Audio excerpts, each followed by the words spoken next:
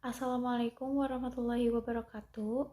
Di sini saya akan memaparkan materi mengenai gerakan literasi sekolah, bentuk integrasi karakter literasi. Sebelumnya, perkenalkan terlebih dahulu, saya Trisa Jahri Fahira dengan NPM 215060095 dari kelas 3C Program Studi Pendidikan Guru Sekolah Dasar. A. Literasi. Literasi adalah aktivitas membaca dan menulis. Bukan hanya itu saja, melainkan mencakup bagaimana seseorang dapat berkomunikasi dalam masyarakat. Sedangkan literasi informasi terkait dengan kemampuan untuk mengidentifikasi, menentukan, menemukan, mengevaluasi, menciptakan, dan mengkomunikasikan informasi untuk mengatasi. Yang kedua, ada gerakan literasi sekolah atau sering disebut sebagai GLS, adalah suatu kegiatan yang partisipatif dengan melibatkan warga sekolah untuk mewujudkan berupa pembiasaan membaca peserta didik. Yang ketiga, ada komponen literasi. Yang pertama, literasi dini atau early literacy adalah kemampuan untuk menyimak, memahami bahasa lisan, dan berkomunikasi yang dibentuk oleh pengalamannya berdasarkan dengan lingkungan sosialnya di rumah.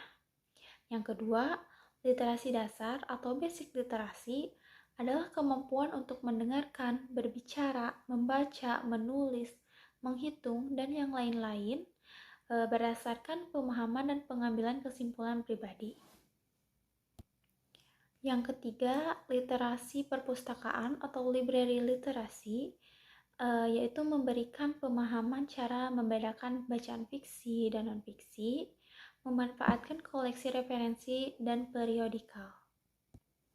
Yang keempat, ada literasi media atau media literasi, adalah kemampuan untuk mengetahui berbagai bentuk media yang berbeda-beda, seperti media cetak, media elektronik, media digital, dan memahami tujuan penggunaannya. Yang kelima, literasi teknologi atau teknologi literasi adalah kemampuan memahami kelengkapan yang mengikuti teknologi tersebut. Dan yang keenam, literasi visual atau visual literasi adalah pemahaman tingkat lanjut antara literasi media dan literasi teknologi.